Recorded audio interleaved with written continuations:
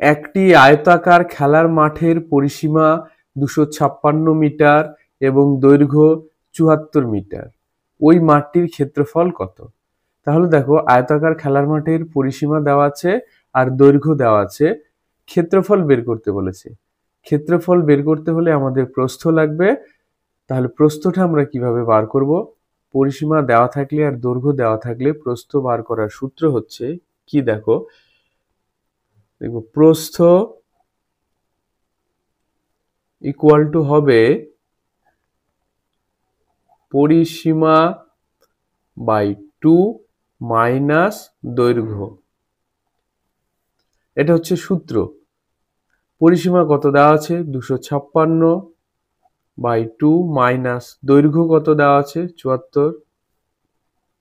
2 দিয়ে ভাগ করলে 1, 2, 8 মাইনাস 74, বিয়োগ করি 128 থেকে 74 বাদ দিলে 4, 7, 5, 12, 54 মিটার।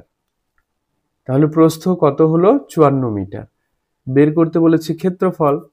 তাহলে ক্ষেত্রফলের সূত্র কি? সুতরাং ক্ষেত্রফল ইকুয়াল টু দৈর্ঘ্য গুণন প্রস্থ বর্গ একক। দৈর্ঘ্য কত? 74, প্রস্থ কত? 54, এত বর্গ, একক আছে মিটার। এবার গুণ করে দিব।